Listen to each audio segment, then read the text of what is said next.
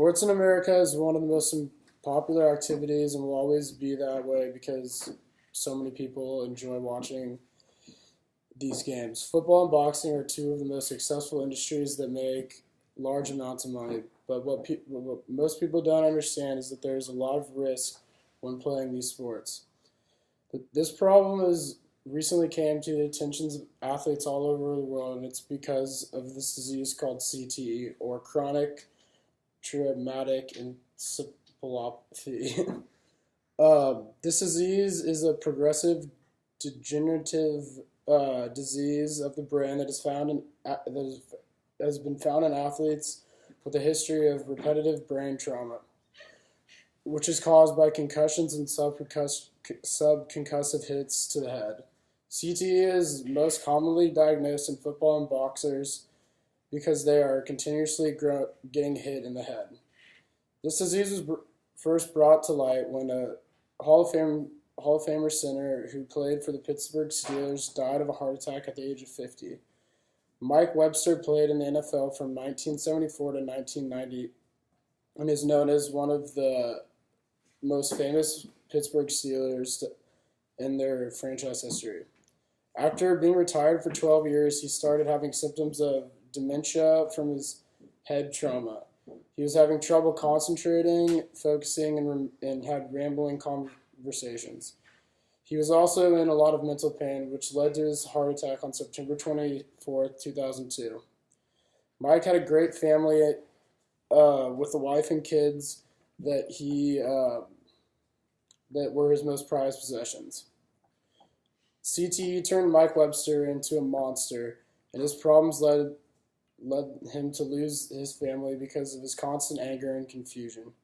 After his death, a Nigerian doctor named Bennett Amalu, who was born in 1969 and graduated from a Nigerian medical college.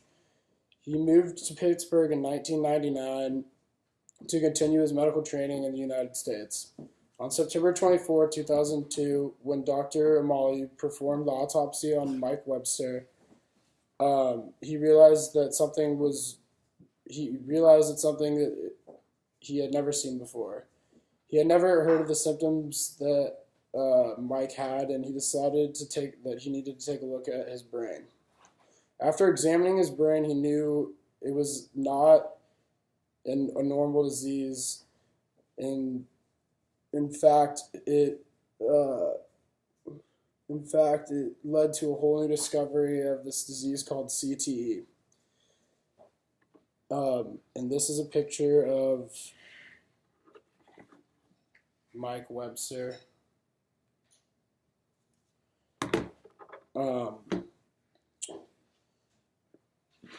CTE is getting more awareness throughout our country because of how many people have died from this disease.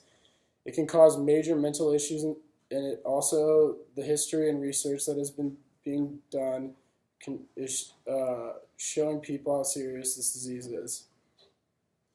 The history of CTE was first discovered in 1928 by Harrison Martland. Harrison was first named this disease punch-drunk syndrome because of all the boxing matches that he watched and seeing all of the boxers get hit in the head so many times. In the 1920s, it has been known that constant brain trauma is associated with boxers, which creates a term that doctors originally called dementia pugilistic. 75 years later, after more research, researchers found similar findings in boxers and other athletes playing sports or playing contact sports. Over these years, this disease was reviewed 47 times, one for football and 2 for boxing.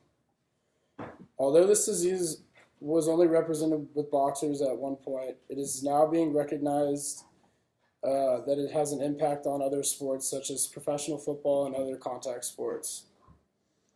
Then came Dr. Bennett Amalu, who discovered this new disease and called it chronic traumatic encephalopathy, or CTE. After doing Mike Webster's autopsy, Dr. O'Malley classified the disease and officially gave its name of CTE. Mike Webster was the first diagnosed person with CTE in 2002. The problem with knowing if you actually have CTE or not is that it can't be discovered unless that person has passed away. This brought a lot of attention to the NFL, and Dr. O'Malley wanted to try to bring what he discovered to them so that he could try to lower the risk of people dying from this disease. As you can imagine, the NFL and Boxing Association was not happy with this because it would hurt their sales, but Dr. O'Malley was ridiculed a lot by fans and other people. Concussions in sports occur every day, and 1.6 to 3.8 million sports-related concussions occur annually. The symptoms of CTE are insidious loss of attention, lack of concentration, memory loss, as well as disorientation and confusion. CTE is also mental issues of CTE is also a huge part. CTE occurs when someone has a history of repetitive brain trauma. Brain trauma can cause a buildup of abnormal type of protein called Tau, which slowly kills the brain. The mental symptoms of this disease are confusion, impaired judgment, impulse control problems, aggression, depression, and eventually even can cause dementia. Also, there have been many reports that CTE causes people to become mentally unstable, and there has been many cases where athletes have committed suicide because they think they're losing their minds. There's also been a lot of deaths because of CTE from playing sports. Football is one of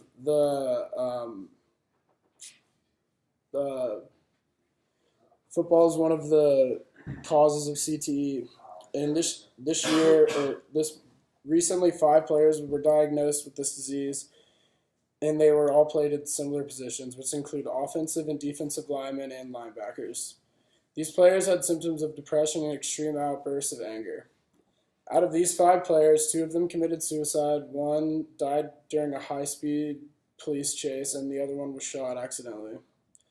Another cause of CTE is from boxing. Boxing is the most frequent athletes associated with this disease. 5 boxers have died recently from CTE.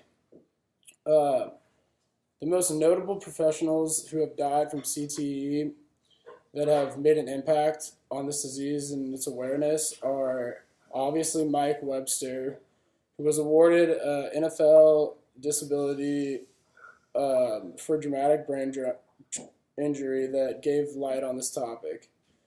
Another one is Junior Seau, who had this disease and went crazy and actually ended up shooting himself in the chest so that doctors could study his brain and figure out what was wrong with him.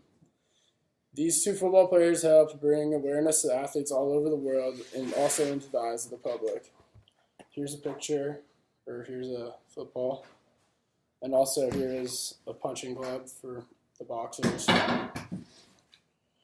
CTE is something that has been around for many years, and the fact that it is being noticed now is going to end up saving many lives in the future for athletes.